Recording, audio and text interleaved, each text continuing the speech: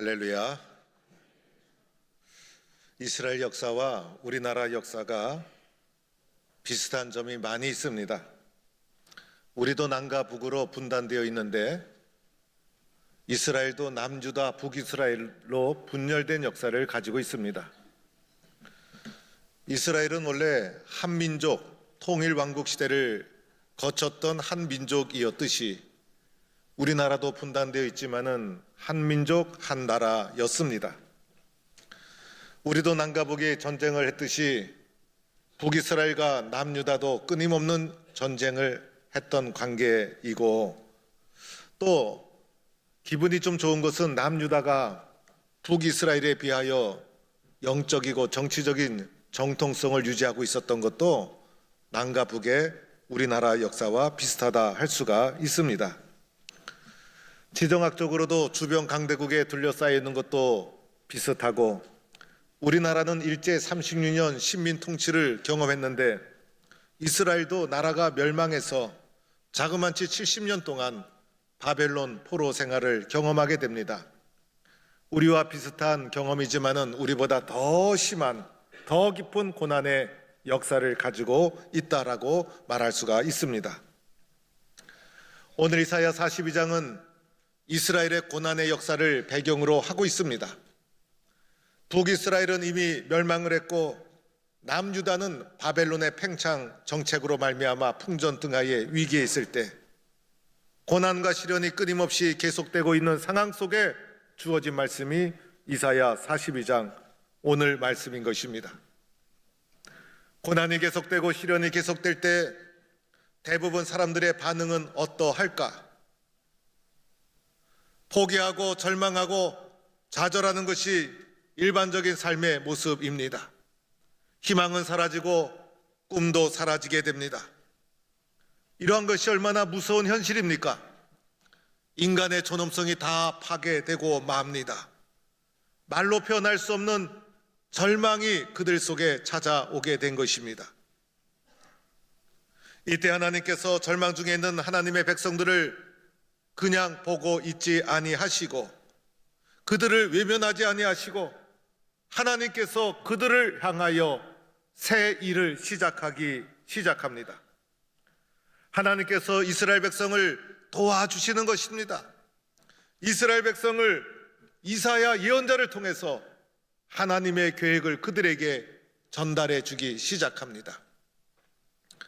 먼저 이사야서 42장 오늘 말씀 1절에 하나님이 일하시는 방법, 먼저는 사람을 부르시고 선택함으로 하나님의 일을 행하기 시작합니다.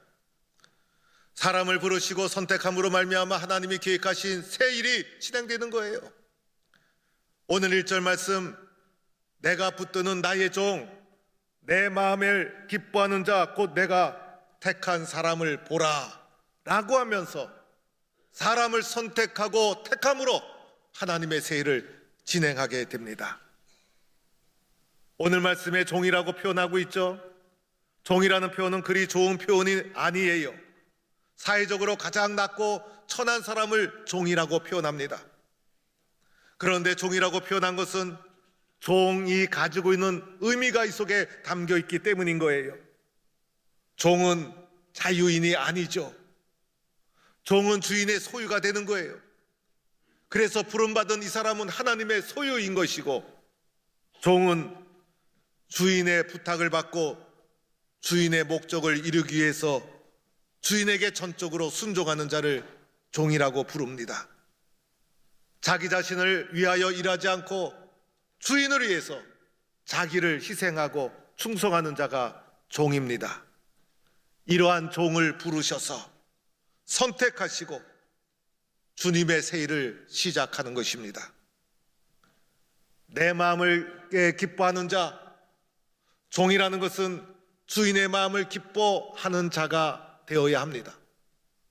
주인의 마음에 기쁨을 주는 자, 주인이 원하는 것을 행하고 순종하는 자, 이러한 종을 통해서 하나님이 새 일을 시작하는 것입니다.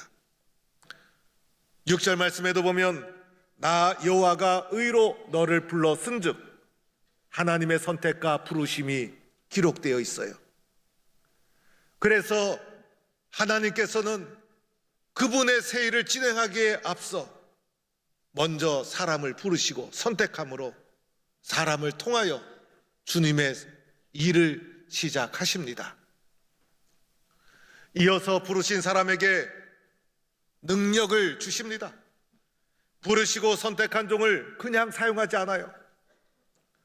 오늘 말씀 1절에도 내가 나의 영을 그에게 주어 쓴즉, 선택한 자에게 주의 영을 부어주십니다.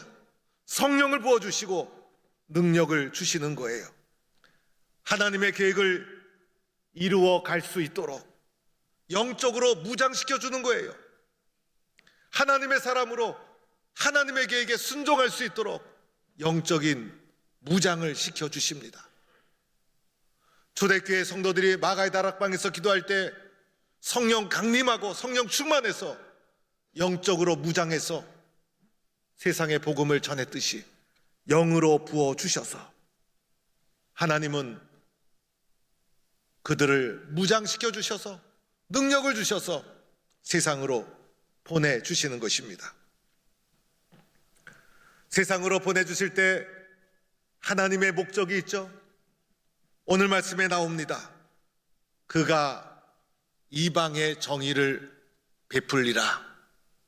이 세상 속에 하나님의 법을 구현하기 위해서, 하나님의 정의를 세우기 위해서 하나님께서 많은 사람 중에 부르시고 선택해 주시고 능력을 주셔서 그들에게 하나님의 법을 세상 속에 세우라고 우리를 그 목적을 이루기 위해서 보내주시는 것입니다. 이런 목적을 이루는 과정 속에 방법과 절차도 중요해요. 어떠한 방법으로 이 세상 속에 하나님의 법을 이루어 갈까? 방법과 절차가 잘못되면 목적이 아무리 선해도 인정받지 못하게 됩니다. 하나님의 법을 이루는 이 귀한 사역, 어떠한 방법으로 이루어 갈까? 오늘 말씀, 그는 외치지 아니하며 목소리를 높이지 아니하며 그 소리를 거리에 들리게 하지 아니하며. 하나님의 방법은 세상과 방법이 다릅니다. 세상과 근본적으로 다른 방법으로 하나님의 목적을 이루도록 하십니다. 하나님의 부름받은 종들은 목소리를 높이지 않아요. 떠들썩하지 않아요. 오만한 모습이 없어요. 세상 사람처럼 자기 자랑을 교만하게 늘어놓지 않아요. 전쟁터에서 승리하고 돌아오는 장수처럼 위험을 떨치고 함성을 지르고 나팔소리, 북소리로 떠들썩하게 외치지 않아요. 도리어 겸손하게 자기를 낮추고 목소리를 높이지 않습니다. 그 소리가 거리에 들리지 않을 정도로 소리가 없습니다. 포스코의 구호가 있죠. 소리 없이 세상을 바꾼다. 소리 없이 겸손하게 낮은 모습으로 하나님의 계획을 이루어 가는 것이 하나님의 방법입니다. 이것이 하나님의 계획이요 하나님의 방법. 이것이 바로 예수님이 그대로 이 방법을 취하셨죠. 겸손하게 낮아지셔서 섬김으로 십자가를 말없이 지시고 주의 뜻을 이루신 분이 바로 예수 그리스도. 하나님의 방법은 바로 십자가의 방법. 우리는 십자가가 아니라 너무나 쉽게 십자군이 되려고 합니다. 그러나 주님의 방법은 십자가였다는 것입니다. 이러한 일을 행하시는 하나님, 왜 이렇게 십자가의 방법으로 우리를 향한 새 일을 진행하는 것일까? 도대체 어떠한 분이시길래 이 세상 속에서 우리를 향해 새 일을 진행하는 것일까? 도대체 하나님은 어떠한 분이신가? 오늘 말씀해 보니 상한 갈대를 꺾지 아니하시고 꺼져가는 등불을 끄지 아니하신다. 우리가 믿는 하나님의 성품에 대해서 말씀해 주십니다. 지금 순천만에 가면 갈대밭이 쫙 펼쳐져 있고 석양에 해가 질 때 갈대밭과 순천만을 바라보면 아주 장관입니다. 유대 땅에도 흔한 것이 갈대였습니다. 유대 땅에는 갈대가 바람에 시달리고 그래서 거의 다 상한 갈대였다는 것입니다. 온전한 갈대가 거의 없었다는 것입니다. 갈대 자체가 약한 거 아닙니까? 바람이 거세게 불면 꺾어지고, 그래서 대부분이 상한 갈대.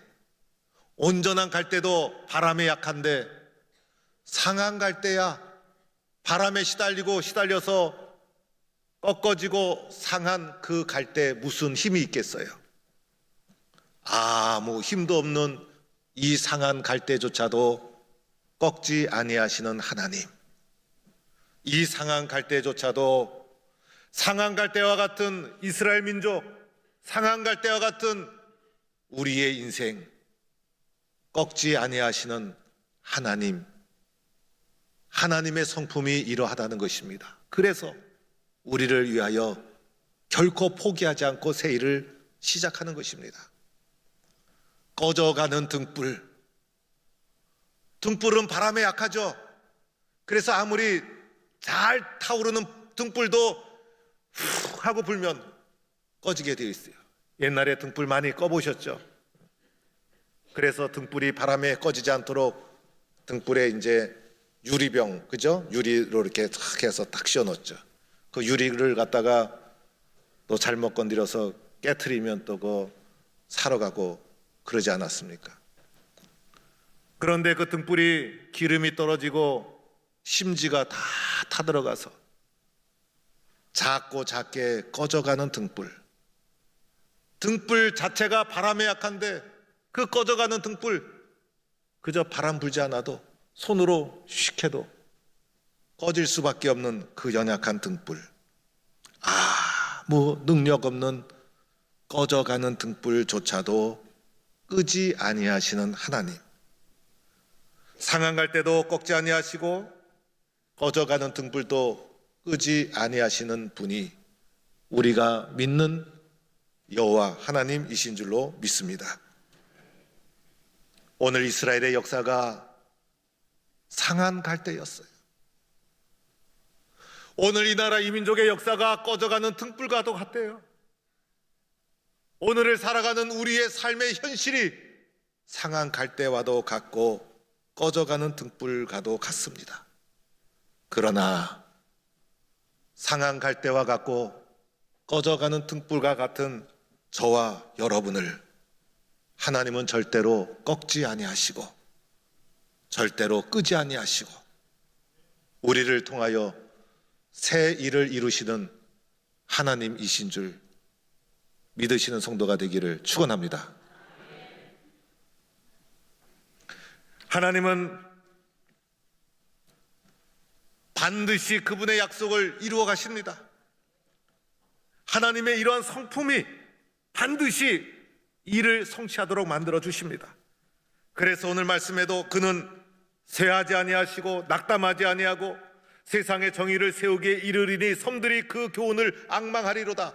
사람은 쉽게 낙담하고 쉽게 쓰러지고 쉽게 포기하고 쉽게 실망하지만은 하나님은 절대로 약해지지 않고 절대로 쇠하지 않고 절대로 포기하지 않고 우리를 향한 그분의 계획을, 나는 상한 갈대와 같고 꺼져가는 등불과 같아도 나를 향한 하나님의 계획은 절대로 바뀌거나 변동되지 않는다는 것입니다.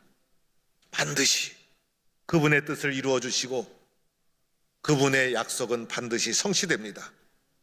그리하여 그 결과 온 세상이 하나님을 앙망하고 그분을 우러러 보게 됩니다. 오늘 말씀해 보니 이렇게 할 수 있는 근거, 내가 내 손을 잡아 너를 보호하며 6절 말씀, 하나님이 약하고 상한 갈대와 같은 우리들을 손을 꼭 잡아주시고 보호해 주시고 이끌어 주셔서 반드시 그분의 뜻을 이루어 주십니다. 마침내 온 세상이 우러러 보도록 해 주시는 것이 나를 향한 하나님의 놀라운 사역인 것입니다. 사랑하는 성도 여러분, 오늘 말씀은요, 길게 제가 말씀을 설명해 드렸는데 오늘 말씀은 종의 노래라고 불려지는 본문 말씀이에요. 오늘 말씀을 좀 더 신학적으로 표현하면 고난받는 종의 노래라고 불리워집니다. 고난받는 종의 노래라는 이사야서의 예언의 말씀은 이사야서에 4번 나옵니다. 그 중에 첫 번째 말씀이 42장 오늘 말씀이고, 두 번째, 세 번째를 거쳐 4번째 말씀이 우리가 잘 알고 있는 이사야 53장 말씀. 그가 찔림은 우리의 허물 때문이요 그가 상함은 우리의 죄악 때문이라. 그가 징계를 받음으로 우리는 평화를 누리고 그가 채찍에 맞음으로 우리가 나음을 받았도다. 종의 노래, 이 고난받는 종의 노래가 첫 번째부터 시작이 되어서 4번째 이사야 53장에 가보면 더 구체적으로 깊이 있게 고난받는 종의 모습을 우리에게 보여주면서 오실 예수님에 대한 예언의 말씀으로 우리에게 알려져 있는 본문의 말씀입니다. 이 말씀을 통해서 고난의 현실 속에 있는 이스라엘 백성을 위로하고 희망을 주는 것입니다. 그리고 마침내 역사가 흘러서 이 예언의 말씀대로 예수님 이 땅에 오셔서 메시아가 되시고 그리스도가 되셔서 이 약속의 말씀을 반드시 우리에게 약속대로 성취해 주셨습니다.